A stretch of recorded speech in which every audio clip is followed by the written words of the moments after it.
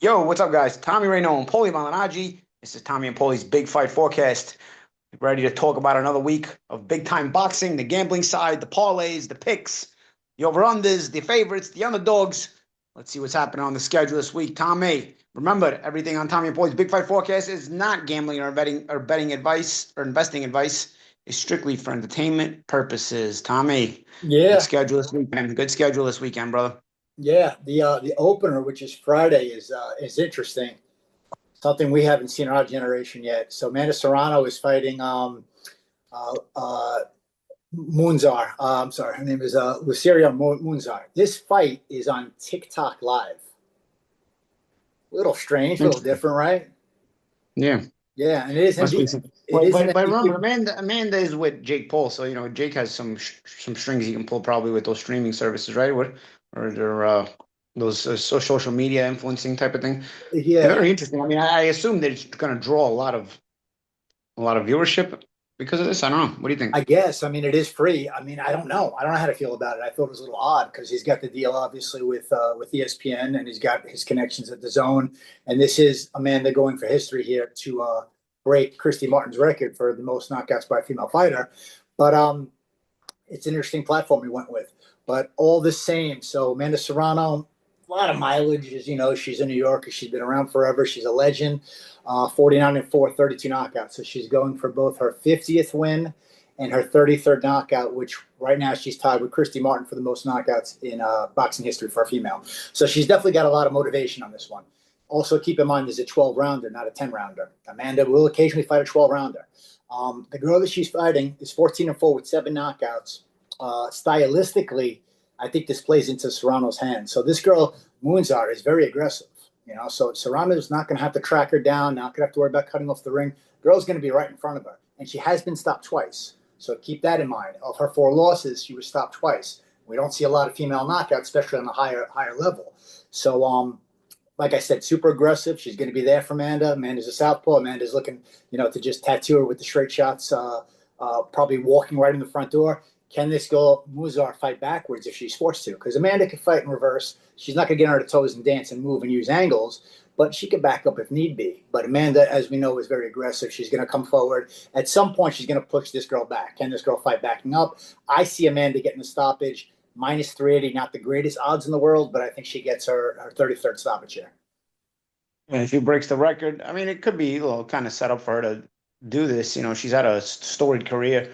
So Yeah. it's just a matter of, maybe getting the right opponent under the right circumstances, making it 12 rounds. So it's a little bit harder for the girl to go the distance. Are the rounds 2 minutes or 3 minutes, Tommy? To my knowledge, I think they're 2 minutes. There's been a couple of fights that were the 3 minute 12 rounders for females, but I don't think this Yeah. is one of them. But do not quote me directly. I'd have to look into that further. But that would further favor Serrano. That would further favor Yeah. Serrano. Favorite round, or also further favor the stoppage as well, right? Yeah, You got and the with the last. experience factor here, Amanda's got over 50 pro fights. This girl's got 18 fights, 7 knockouts. She's Mm. amateurish. I mean, she's got courage. She's going to come forward. She's going to be aggressive. She's going to try and respond to everything, but she's going to get tattooed with a lot of shots. So if Amanda, who I don't think is shot just yet, she's got a little bit left in the tank. As long as Amanda has anything left, I think Amanda stops this girl. Yeah. All right. Moving on, Tommy. Was it Teo and Rolly card? And yeah, but one more before that is George Vidard. He's fighting. With Morello, the Yeah, he's Italian, fighting the Morello Paisan. from Dario Morello from Italy, another Italian getting a shot. And this is on DAZN. Mm. This is in the UK. This is Saturday afternoon. Um, Interesting fight. Woodard is good, man. I watched his fight with Tyler Denny, which was his last fight. It was an absolute war. Uh, he won a 12-round decision in an absolute shootout. Very impressed with him. Um, Good combinations. He's heavy-handed. He invests in the body. He mixes it up with his combinations, upstairs and downstairs. Um, he likes to be on the inside. He's a little hittable, which I'm not crazy about. He is hittable, but he does have a good chin. He's also in there with a guy that only has 4 knockouts. So Morello is 26 and 1, but he's only got the 4 knockouts. So you can kind of afford to get hit by a guy a little bit when he's only got the 4 knockouts. He was also dropped in his last couple of fights. He's gotten off the canvas to make it the distance, but he's also been on the canvas a couple of times. I think in his career he's been down 4 or 5 times. So he's been down in Mm. multiple fights, and he's been down in his last 2 fights. I think Ledard gets the job done. Matter of does it go the distance or not? It's a 12-round fight. You know what? it's tricky, man. I don't have the odds on an over. Let's say you have the option of over 8.5 rounds. I would love that pick. That option is not available yet in the prop bets. So I mean, twist my arm whether it's going to be a stoppage or not. I think Ladard probably gets a decision. I don't know if he gets a stoppage here, quite honestly. And he's plus money for the decision. He's plus 140. What I like a lot more is the over. If they have an over 8.5, which eventually should pop up, that's probably going to be something in the ballpark of like a minus 180 to 200. That's what I would like the most. But Ladard should get a parlay, right? yeah, It's playable with a parlay, right? If it's playable, absolutely. you know, you maybe put that in a Serrano stoppage, and you're looking at plus money, right? Yeah, yeah, and we'll get to it, but I'm more confident in my Tio Rowley pick, but we'll get to that. And all right. Now moving on to that pay-per-view, which is not the best undercard in the world. A couple of showcase fights, a couple of fun fights. Carlos Urtria, 14-0, 11 knockouts, Colombian fighter. His last like 5 fights, oddly enough, have been in Saudi. I don't think he's ever fought in America, so this is going to be his first fight in America. He's fighting Israel Mercado, who I feel might have fought on Pro Box before, but I'm not positive. So he's 13-1. He's got 7 knockouts. This guy, Ultra, he's Colombian. He's super unorthodox. He reminds me a little bit of like a Mayorga. I won't go as far as saying Prince Nassim Ahmed, but he lunges in with his punches. He commits to his punches. He's very unorthodox, super aggressive. He's just an awkward guy to deal with, and he believes in himself. He's got a good gas tank. He's going to be aggressive. He's going to come forward. As far as Mercado goes, Mercado was more of a jab. He'll use some feints. He can box. He's got decent legs to move around a little bit, but he's going to look to counter. But decent defense, but at plus 720, the odds are this for a reason. I think Otria gets a decision. He's a minus 1,500. I lean towards a stoppage here. I think one guy or the other. Yeah. I lean towards the stoppage here. This is the only one that I do not have the odds for the stoppage yet. That prop wasn't up yet. If I had to guess, again, a minus maybe 180 to 200 situation. But I think Otria gets the stoppage here and makes himself known to the junior welterweight division. All right. And we got what's the next one on the card? Next up is Yoni Hernandez, who's this is middleweight. Middleweight, 160 pounds, 10-0, 9 knockouts. Very good looking fighter. He's fighting Francisco Daniel Veron, 17-1, 10 KOs. Veron is with Prolox. That's the one that's been on Pro Box. I was confusing. He's right. Actually, he's got a draw with. He has a draw with Jai Tucker. He lost the decision to. He has a draw with Tucker. But Veron is moving well lately, man. Veron I was at his. As a matter of fact, Paulie, I was at the fight in Florida. His last one he fought Villa. I was at that fight. Yeah, he was very good in that fight. But Paulie, was it a matter of how good he looked or how bad Villa looked? You got to take that into consideration. Villa has taken a lot of punishment his last few fights. He's not as that chin is not as indestructible as it used to be. I think that was a decision where he got put down a time or two. So what are you thinking for this one? Hernandez for sure. I think Hernandez gets it done. Hernandez, this guy's special. First of all, he's Cuban. Points. No, this is points. Right, Veron is durable, tough, right? No, you think it's stoppage? Oh, this guy's 10-0 with 9 knockouts. He's big. He's Cuban. Keep that in mind. So you got the amateur pedigree. That's a statement, Tommy. That's a statement. That's stopping Veron is a statement, bro. Veron's got a gas tank. It would be, but Verona also doesn't like to fight on the inside, from what I noticed. He doesn't like the inside work. This guy is heavy-handed. This guy is super aggressive. He invests in the body. Bad intentions. Puts really creative, selective combinations he puts together as far as his punch output goes. I don't know. I think this guy Hernandez is the future of the middleweight division, even only after 10 fights. He's only been the distance the one time. He fought Terrell Gusha. Stopped him and he also fought Kieran Davis. But that was an early stoppage, Tommy. That was a premature stoppage. Man. Yeah. No, I remember the fight. I bet on the fight going the distance. And that was a quick one. But what wasn't a quick one is when he fought Davis. That was the only time he's been taking the distance against Kieran Davis. And he gave this guy a beating over the course of 10 rounds. So for a guy that only has 10 fights, he's already been in with a couple of world-class fighters. So, Veronica box. He obviously, again, he fought Adams, so he shared that common opponent. I think that Hernandez did a much better job than Veron did. Again, the draw with Tucker looks good. He's got a good jab. He moves well. He's got decent legs. He uses combinations. He can be a little pesky, but he definitely doesn't like to be on the inside. And again, you're in there with Hernandez, who's going to be pounding your body on the inside with both hands. I don't know. I lean towards the KO at minus 160 here. I do. Okay. Interesting. That would be a statement, Tommy. I'm telling you, I haven't seen Veron a couple of times. The gas tank, the engine. He's all right. He's a durable guy. But he's gonna have to So be that was durable. a He's mistake. gonna have to be endurable the Yeah. entire fight. He's in there with a guy that has a gas tank himself that is But does constantly looking to get rid of you. but does Yoani can Yoani work his way inside in a way where he can get through the punches? Because Verone has a fury of punches for you to get inside on him. You know. Yeah, yeah, but this guy, he uses his jab in his own right, and once he gets inside, I mean, he makes it count. He doesn't just get inside and look to let the Mm-hmm. referee separate. And no, he lets Mm-hmm. his hands go. He bangs the body. Then he'll use a hook to the body and come right back with the uppercut, and then throw a hook off that and come back with a body shot. Like I said, very Mm-hmm. creative, diverse Mm-hmm. combinations he puts together. Very nice. All right, main event: Rolando Romero against Teo Lopez. Co-main.